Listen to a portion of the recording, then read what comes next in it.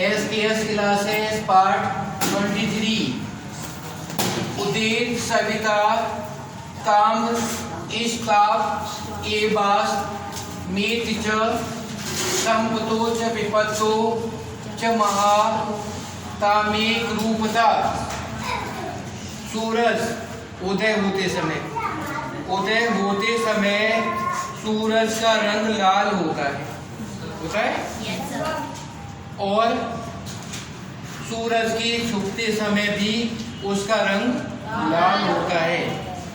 इसी प्रकार से महान व्यक्ति, जो महान व्यक्ति है, उसके पास कितनी भी संपत्ति आ जाए वो समान रहेगा, और विपत्ति भी आ जाए तब भी समान रहेगा। वो कभी ये सो नहीं करेगा कि मेरे पास इतना धन दौलत है, मैं इतना पावरफुल हूँ, मैं बहुत बड़ा आदमी हो गया, ऐसे वो कभी महान पुरुष नहीं करेगा। थोड़ा सा दुष्ट आदमी के पास थोड़ा सा पैसा आ जाए, बुलेट खरीदेगा, पिस्तौल खरीदेगा और दूसरों को परेशान करेगा। दुष्ट आदमी के पास विद्या भी हो जाए, वो दूसरों को परेशान करने के लिए होगी, लेकिन सज्जन आदमी के पास विद्या होगी, वो अपनी विद्या का सदुपयोग करेगा। और दुष्ट व्यक्ति के पास में रहने से तो नरक का वास भी अच्छा है। रामायण में कहा है, दुष्ट संग नहीं दे विधाता। भगवान कभी दुष्ट का साथ नहीं दे। ताते भलो नरक को वासा, नरक में भी वास करना अच्छा है, लेकिन दुष्ट के साथ रहना अच्छा नहीं है। सांप एक बार काटता है, बार बार नहीं काटता, लेकिन दुष्ट व्यक्ति समय समय पर बार बार काटता है। तो सांप से भी ज़्यादा जहरीला होता है दुष्ट। जो दुष्ट प्रवृत्ति के व्यक्ति होते हैं वो सांप से भी ज़्यादा जहरीले होते हैं। तो ये देखो, उसका भी तुम्हारा श्लोक है। इसलिए कभी भी मित्रता करो, अच्छे लोगों से करो, बुराई के साथ में कभी नहीं करो। देखो, हमने कल बताया, भगवान राम ने, वो शक्तिशाली बाली था, उसे मित्रता नहीं की। भगवान राम ने किसे की? सुग्रीव से, जो बहुत कमजोर था, बाली से बहुत कमजोर था, उनसे की। तो Ramayan I have now reciting you the paragraph, you have to hear the attentively. When Lord Rama's stepmother hear about the crown prince of becoming Lord Rama, then she obstinate that she demanded the two boon from King Dashrath. In the first boon was the throne of Ayodhya to Bharat, and second boon was exile of Lord Sri Rama for 14 years. Lord Rama accepted the exile of 14 years happily, and he went in the exile. There he meet many sages. He attained all the sages became very happy by seeing Lord Rama in the when he was passing from the motherland of Ayodhya. Then he brought some soil in his handkerchief, and also he put it in his cottage in Panchvati. He prayed the soil which he took in the cottage like the God. Therefore, in this place you are living, in this country you are living, you must have the sense of the patriot, because the country is the mean of you. You have to be learn the each of the Triceptions of Ramayana, all these. Who gave the exile to Lord Rama? Aditya.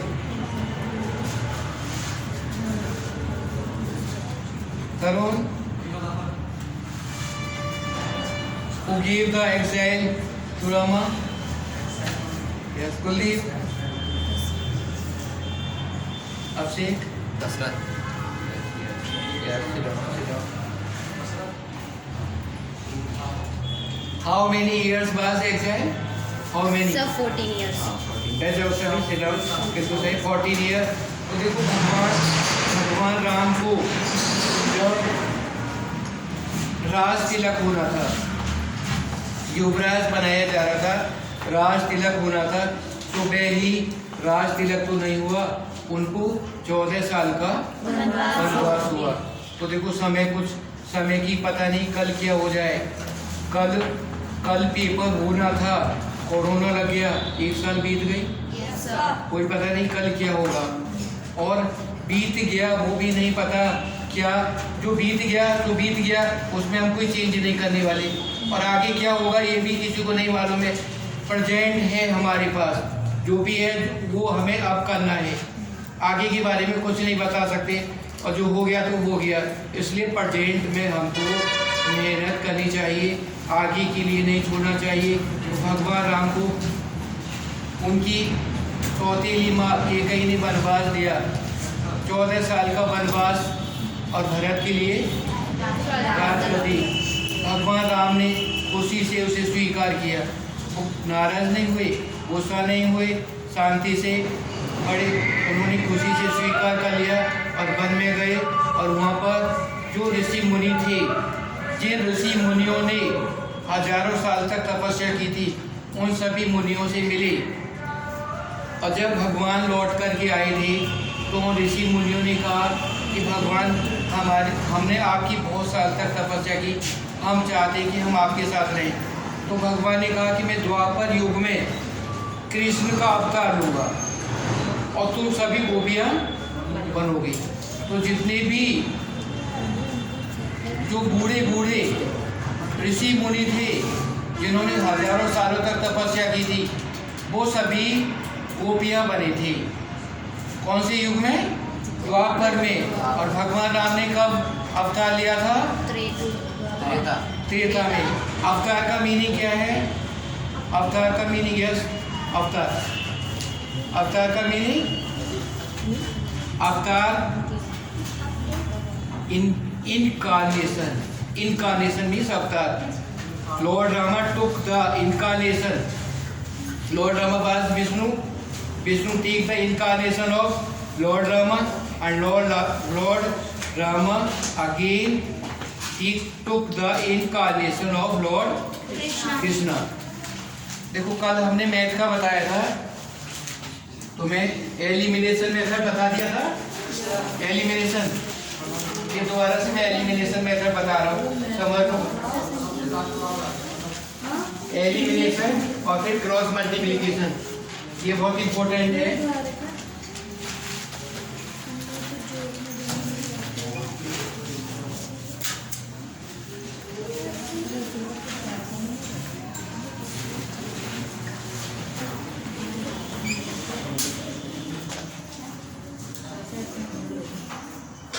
तो इसमें ऊपर वाले में तो 3 का multiply कर दो, और नीचे वाले में 2 का किया, तो ये हो गया 6x + 9y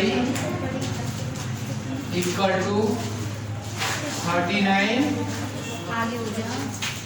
और ये 2 3 जा 6, 6x + 4y = 12, 2 जा 24। अब ये साइन चेंज कर दिए, कैंसिल हो गया। 5y = 15, y = 15/3,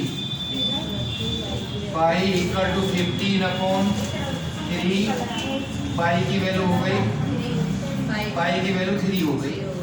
अब हमने y की वैल्यू किसी भी इक्वेशन में लगा दो, फर्स्ट वाली put the value of y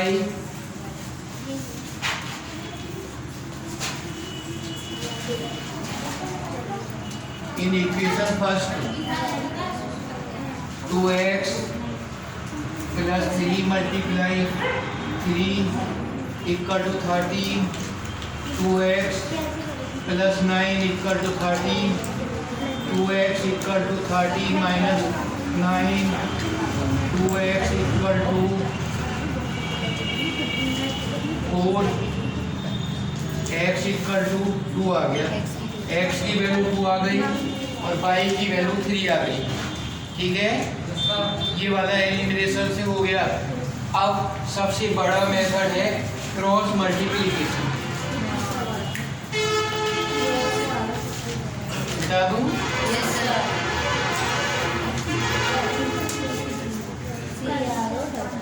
science में भी इक्वेशन बन जाती है, तब इसका सॉल्यूशन करेंगे तो एलिमिनेशन मेथड का यूज करना।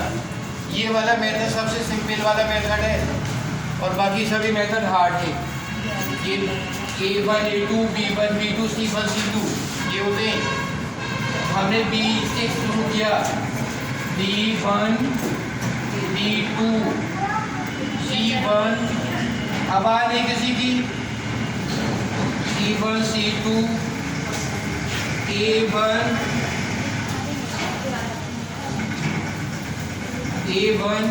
A2 B1 B2,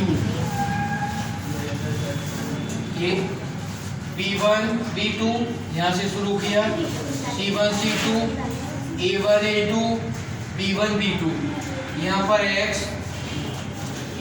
ये y और ये -1, cross multiply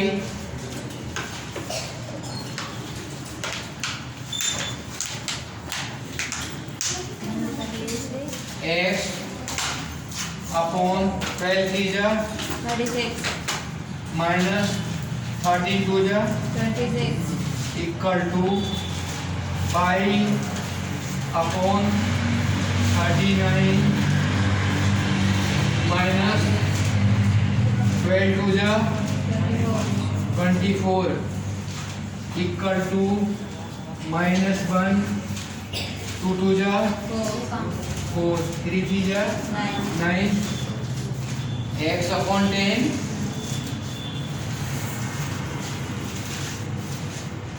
equal to y upon 15 equal to -1 upon -5, minus से माइनस कट गया, x upon 10 equal to 1/5, x equal to 10 multiply 1 upon 5 2, x की वैल्यू 2 आ गई, y upon 15 equal to 1/5, y equal to 1 multiply 15 upon 5 3, y की value 3 आ गई। सभी method से निकाला, सब्स्टिट्यूशन से भी यही आ रहा था और ग्राफिकल से भी यही आया, एलिमिनेशन से निकाला यही आया और ये क्रॉस मल्टीप्लिकेशन मेथड से सॉल्व किया। सभी मेथड से एक ही आंसर आएगा, cross multiplication method.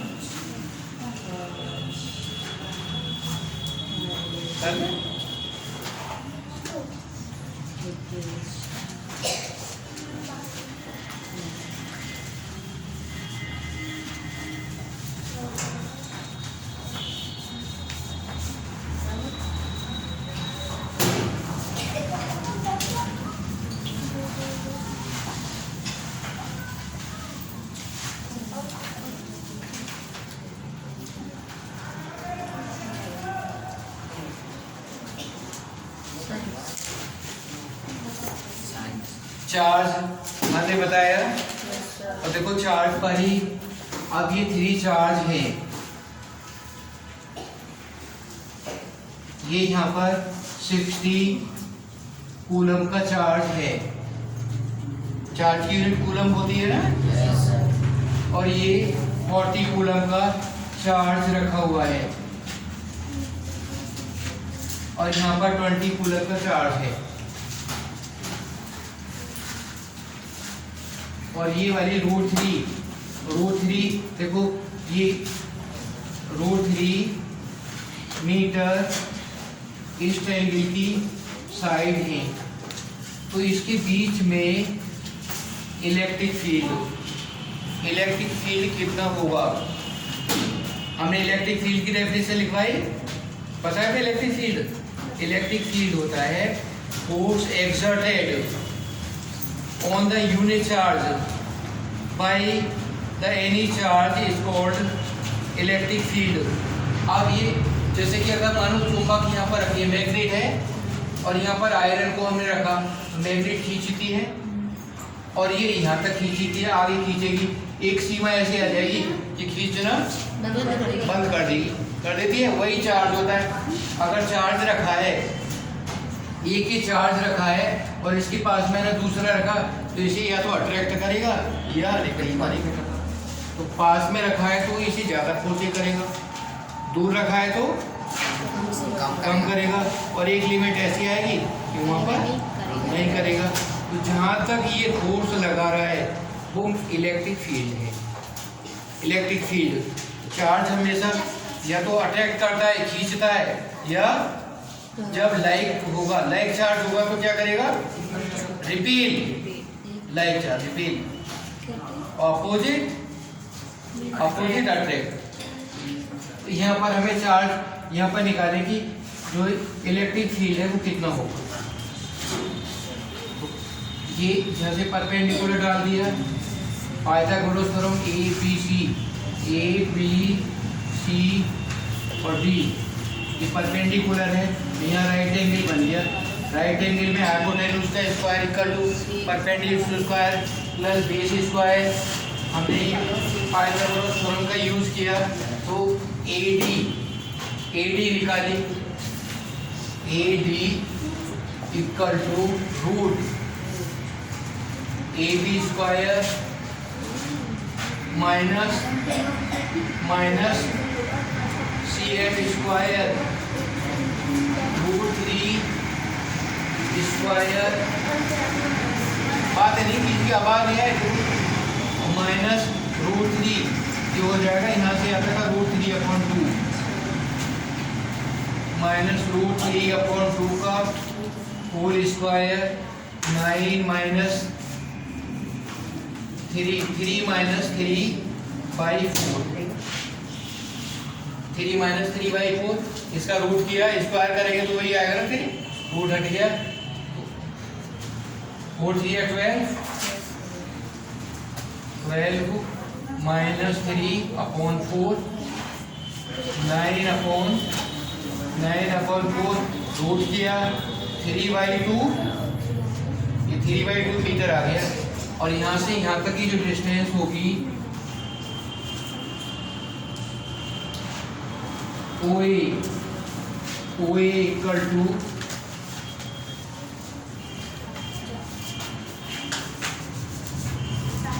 OB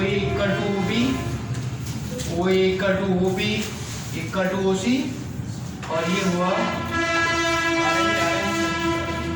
OA equal to OB equal to OC equal to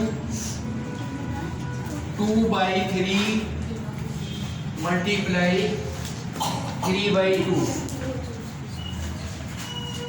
3 से 3 कट गया, ये 1 आया, तो ये 1 आ गई, 1 यहाँ से R की वैल्यू 1 आ गई, R1 equal to R2 equal to R3, इसकी वैल्यू 1 मीटर आ गई।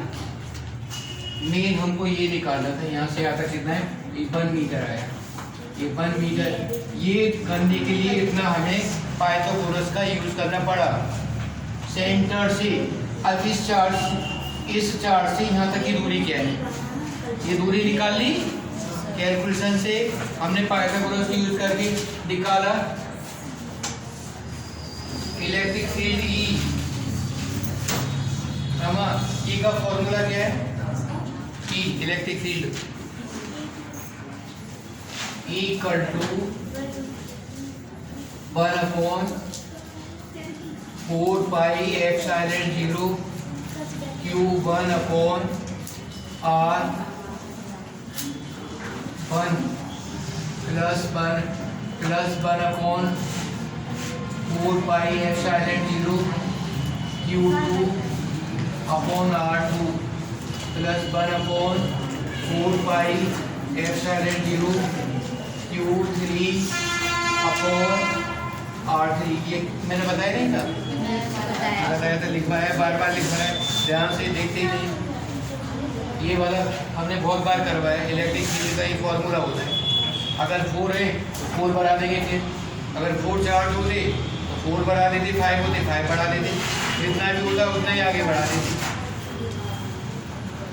बिना मैथ के साइंस नहीं है, ध्यान करो। मैथ नहीं आता तो साइंस में नहीं समाएंगे। हाँ, मैथ ये पूरा मैथ है। जब तक ये हमें रेडियस नहीं मालूम पड़ी, यहाँ से डिस्टेंस नहीं मालूम पड़ी, कैसे स्पीड निकालेंगे।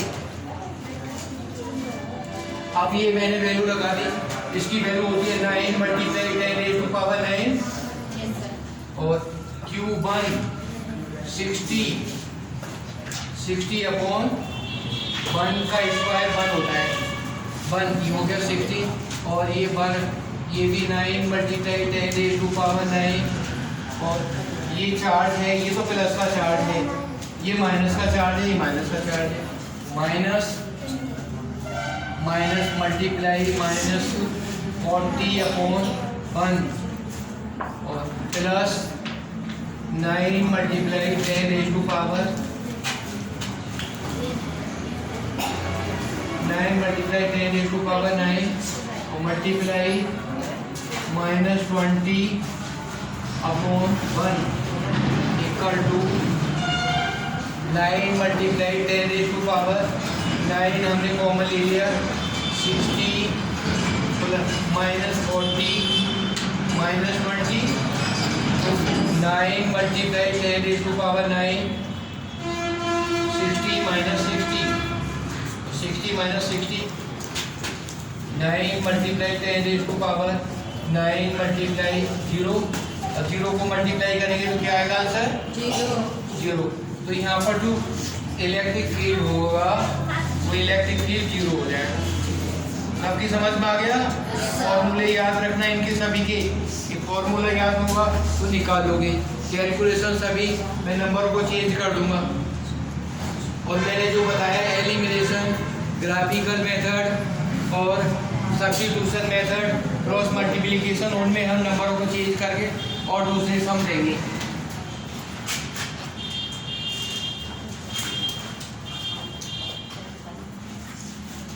मिटा दूं?